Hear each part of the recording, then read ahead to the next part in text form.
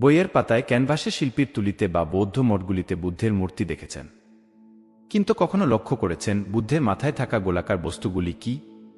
ছোটবেলা থেকে মাথা প্রশ্ন জাগলেও এর সদুত্তর পাওয়া যায়নি। বৌদ্ধ ধর্মাবলম্বীদের সবচেয়ে বড় ও পবিত্র ধর্মীয় অনুষ্ঠান হল বৈশাখী পূর্ণিমা বা বুদ্ধ পূর্ণিমা।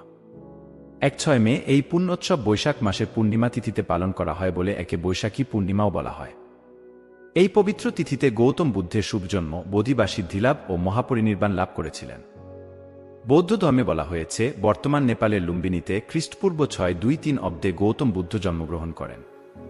588 খ্রিস্টপূর্বাব্দের এই দিনে গৌতম বুদ্ধ সাধনায় সিদ্ধিলাভ করেছিলেন।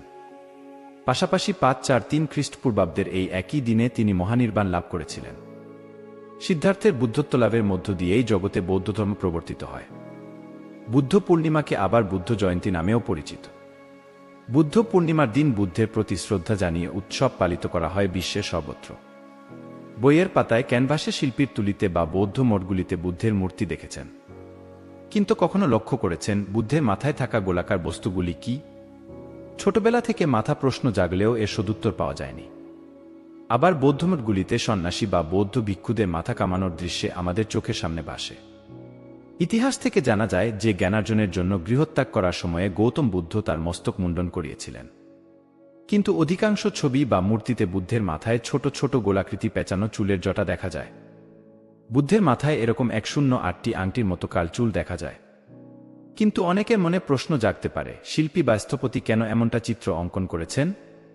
বৌদ্ধধর্মের কাহিনী অনুযায়ী গৌতম বুদ্ধের মাথায় এই চুল বলে যেটা মনে হচ্ছে সেগুলি আসলে চুল নয়, এগুলি 108টি শামুক। একদিন ভগবান বুদ্ধ একটি বৃক্ষতলে ধ্যানস্থ হয়েছিলেন এবং এতটাই নিমগ্ন ছিলেন যে সময়ের দিকে তার নজর পড়েনি। সূর্য তখন ঠিক মাথার উপর ছিল এবং তার প্রখর তেজে ধরিত্রী তখন উত্তপ্ত হয়ে উঠেছিল। বুদ্ধদেব মুণ্ডিত মস্তক হওয়ায় সূর্যের রশ্মি সরাসরি তার মাথায় পড়ছিল।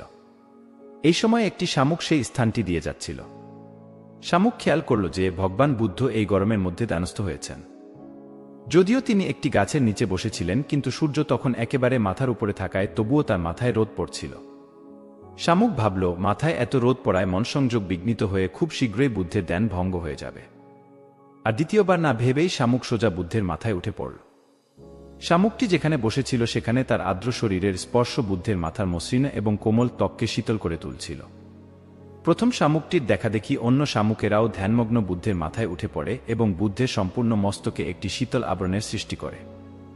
সর্বমোট 108টি শামুকের শীতল এবং স্যাঁতসেঁতে দেহ অতিরিক্ত প্রায় কয়েক ঘন্টা অবধি বুদ্ধের ধ্যান বজায় রাখতে সহায়তা করে।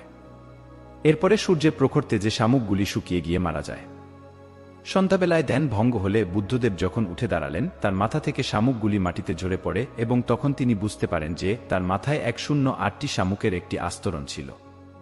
এই শামুকগুলি তাদের জীবন দিয়েছিল বুদ্ধের জ্ঞানার্জনের পথকে সুমসৃণ এবং বাধাহীন করবার লক্ষ্যে। শামুকগুলি যেহেতু বুদ্ধের জন্য তাদের জীবন দিয়েছিল, তাই তারা শহীদের সম্মান পায় এবং তাদের ত্যাগের কথা স্মরণ করিয়ে দেবার জন্য বুদ্ধমূর্তিতে 108টি আংটির মতো শামুকদের অঙ্কিত করা হয়। ভিডিও ভালো লাগলে অনুগ্রহ করে লাইক এবং সাবস্ক্রাইব করুন।